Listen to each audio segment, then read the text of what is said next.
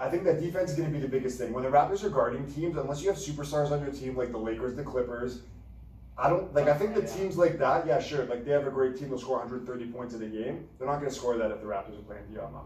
And that's their calling card. If the Raptors are going to come and play defense and win by like at least 10 in the first game, kill their confidence, and then, you know, as the series goes on, maybe there'll be a close game. And I also want them to think that the Raptors don't go in with that mentality that, you know, all these guys are out and it's going to be a cakewalk and then they get surprised. No, I think the Raptors are motivated because a lot of people doubted them last year. A lot of people doubted them this year without Kawhi. And I think that they're going to go with a chip on their shoulder, the same way they always do, Kerry Kyle's kind of mentality, and just steamroll teams, at least Brooklyn in the first round. Well, as Pascal's, what was that, 99% ice baby, I think it was. Is that what he said?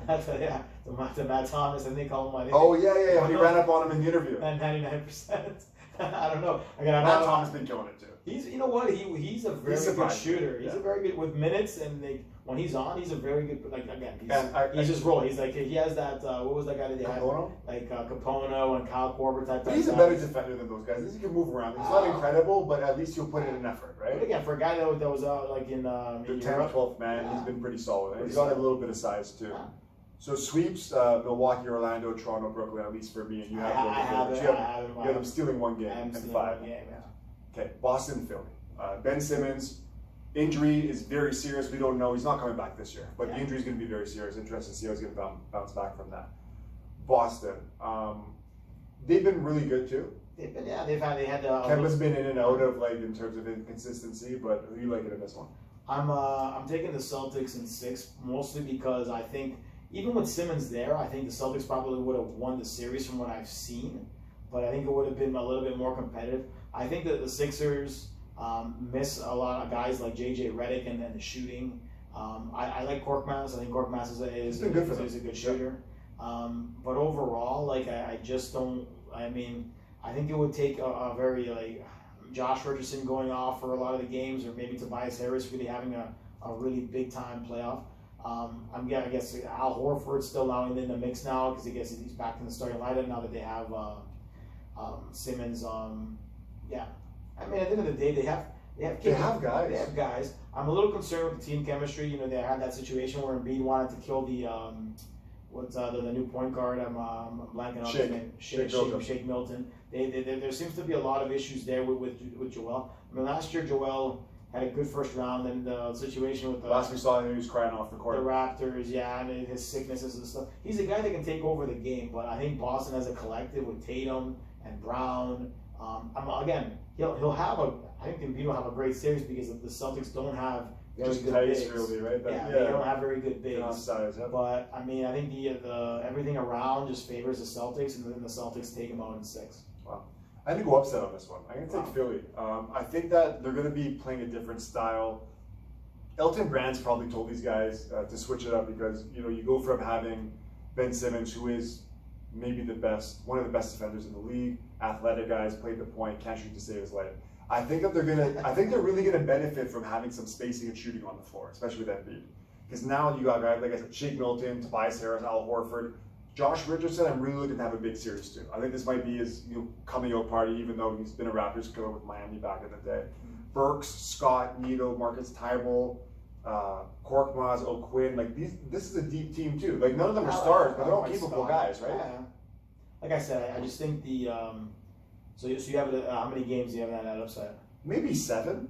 I don't. To be honest, man, if Simmons is there, I don't think it's really an upset, right? It's probably because I think I think early on, I think we just thought that the experiment, and I think that this will be, and if they lose in the first round, this will be for Brett Brown. That's what I was going to say, and even Philly as a team, right? They're probably going to break one of those guys up. How long can you run this out for? Losing in the first round, second round last year. That if Ben doesn't, and again, I think they'll miss Ben's elite defense that he mentioned in the series. And again, to me, I think the Celtics know what they have to do is they have to basically, limit Embiid as much as they can, and make other guys beat them, and then play it out that way. But like I said, just the overall depth. I don't know. It's one of those things that you could absolutely be right, and it could be a monster series for Embiid and other guys step up. They have the talent for it. But overall, I think the Celtics, especially with Simmons gone, might be a little bit too much down the stretch. I'm really hoping that Embiid realizes this is, I don't want to say his last chance in Philly, but his last chance with this core of guys. Because if they lose in the first round, regardless of the circumstances, I feel like they have to do something. Even if it's not trading Simmons, you got to assume Horford's gone. Maybe they move Richardson. You can't move Tobias Harris because you just gave him a huge deal, which was ridiculous. Wolford's on a contract that, again, he didn't have the greatest of years. That might be a tough one to move too, because he's what? You could send a pick, right? 30, send a few picks with him, 34, maybe. 35. I don't know, that'd be tough because, again, he was the guy that I thought that was with Boston, he was we good. thought that was team, going right? to be the piece, right? That Yeah. they'd have Get over the hump. They get over the hump, but like it hasn't really been that case. But Maybe he proves his worth in the series against his old team, right? yeah, it could be that too. Or again, they're also a situation where they're looking to make him look bad for doing what he did, and they'll come out hard. Yeah. I'm going with Philly, guys, and best believe that if they pull off this series, my Joel Embiid jersey is going to be on next show. Again, it's going to be a good series. Okay. TJ Warren versus Jimmy Butler, my man, Jimmy Buckets, Indy, Miami. That's another one. Another bubble kind of MVP finalist. I didn't catch the game where they come back. I don't know how much Jimmy played because Jimmy was a little bit injured. Warren's been definitely a revelation in the bubble. Absolute revelation in the bubble. Can he keep it up like in that playoff intensity, playing against like the better teams? I it's an empty stadium. I don't know, man. Like he went to work in this game too. But I mean, it's going to be good. I mean, because you know what, like.